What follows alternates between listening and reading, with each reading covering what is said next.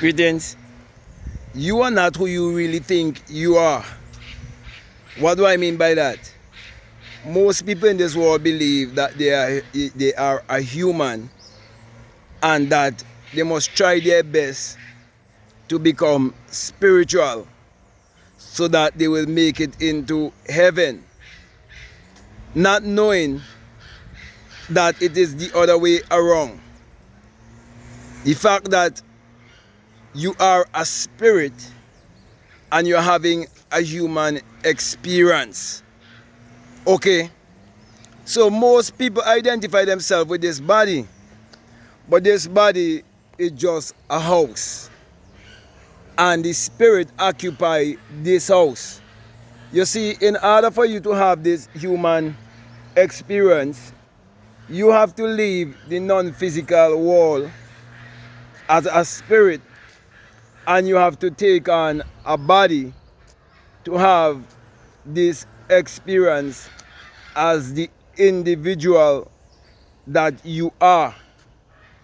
But though you are an individual, you belong to a collective in terms of you're one with everything and everything is one with you. For example, though we are individuals, every one of us possess a mind. And the reason for that is to show us that there is one infinite intelligence or mind that every other mind is connected to. And that is why, as we have different experiences on this planet, these different experiences reflect the arrangement of that mind. So, though there's only one mind, there's different arrangement of the same one mind. So, based on the arrangement of the mind, you might have a rich man. Based on the arrangement of the mind, you might have a poor man. Based on the arrangement of the mind, you might have a beggar man. Based on the arrangement of the mind, you might have a thief. Because each and every one of us are actually creating our world. We are actual creators. But most people create unconsciously. And those of us who create unconsciously and deliberately, we know that we are conscious and deliberate creators, and that we can create our reality consciously because we accept the fact that it is our own thoughts that creates our reality and creates our personality. So basically, we walk along with the saying that as a man thinketh in his heart, so is he.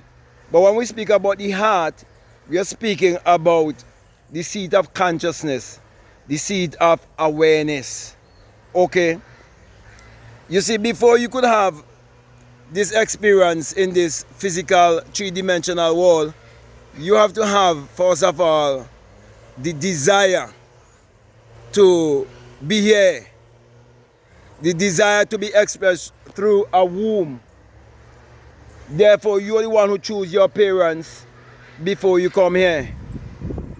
You are the one who decided that you're gonna born through this family line in this particular country,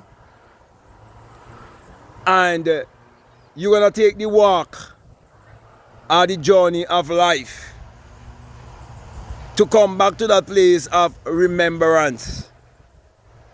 And that is why when you were born, you didn't know that you were actually here. So you're born in a state of amnesia, a state of forgetfulness. Therefore, you're seeking to know who you are. You're seeking to find yourself. That's why I'm saying to you, you're not the person that you think you are. Okay, because what happened? This world has certain system already set up to conform you, to think and act and to believe a certain way. So even before you were born, okay, these things already been put in place. So unless you're willing to unlearn and relearn and reprogram your subconscious mind, you'll never come to experience your higher self, your true self, your God self. the self of you that is innovative and creative, the self of you that can do all things. So for example, when people quote the scripture that says, I can do all things through Christ, they think Christ is some entity on the outside. They think Christ is some man who existed 2,000 years ago. But Christ is an experience that you would have. And that experience will bring you to your higher self, your true self. Because you will come to Christ consciousness and know that you and God are one. And that truly God in man is man's awareness of being, man's imagination. Okay, so everything in this world, it was first a thought, it was first an idea, it was first imagined, and it will continue to be like that. Even the people who would disagree with the things that I teach, okay, they have to use their mind to disagree with it. And the basis of my teaching is that everything is mental, everything is psychological. We are living in a mental construct. And those of us who were raised to believe in secular Christianity, that is pointing us to look outwardly, I've been teaching you instead that it is a book of mind science and that it must be interpreted metaphysically, esoterically, it must be understood psychologically, and it must be pointing to look inwardly, not outwardly. Okay, because you're a spirit having a human experience. So you have to accept your spiritual self and learn to live from inside out, not from outside in. Okay, and that is why it's very important for you to understand the law of cause and effect, knowing that you are the cause of everything that's happening in your life. So you wouldn't blame a devil or blame any outside entity outside of yourself for the things that are happening in your life, for all of the, your circumstances and so on that you face each and every day. You would know that you are creating them and you can change them. Okay, so you have the power, okay, to change your life in your hands. So that's why I'm saying to you, you're not who you really think you are, because you think you're this limited being and you're so small, living in such a huge world. But the world that you're beholding on the outside is just a projection of something that is already in you. Okay? And that is how you will experience that which is within you. Okay? In a more evolved, magnified way. Okay, so my brother, my sister, use this knowledge to live the best version of your life on this planet by understanding the reason why you need to meditate daily, to calm your mind down so you can focus. Okay, to learn how affirmation really works, because your word is your one. You are actually a magician. Okay, and you are working in a science of alchemy where you can transmute your energy into the equivalent of whatsoever you desire in this world. But you have to accept the fact that you are mass of energy. In other words, your spirit, okay? But that energy can be transmuted into the equivalent of anything, okay, that you desire in this world. So you are actually a transformative center, a creative center. And for you to know that, you have to work from your own creative center that is within you. Okay? And that creative center is basically the solar plexus. That is why you have to do these things that I'm mentioning for you to do, like meditation and affirmation and conscious and deliberate breathing, which is diaphragmic breathing and so on. You have to do these things daily. You have to exercise, you have to stretch. Okay, you have to do all of these things to operate your mechanism. Okay, because your body is like a supercomputer. And you do these things to help you to get in alignment. Okay, and to activate your solar system. Okay, that's why you're told that if your eye be single, your whole body will be full of light. Okay, that eye right there is speaking about your pineal gland. If it's been activated, you will realize that it is like an eye within, and that eye is actually the sun, the S-U-N that is within, because you will experience the rising of the S-U-N in a S-O-N, and you will experience the dawning of a new day in your life. And then you will understand my philosophy, whereby I teach you that the sun, as in the S-U-N, it parallels the human imagination, and the human imagination parallels the sun. For without the sun there's no life, and there's no light, and without the human imagination there's anything made that was made. You're a light being. That's what I'm saying to you. You're a light being. You're not this body that as you think you are. So you're not who you really think you are or who you are taught that you are. Accept your God self. Accept your creative self. And accept the inner sun science that's taking place within you every day. Okay? You are a spark of God. You are a light being. Okay? And you work with the other elements like earth and wind and water. And you are that spirit. Okay?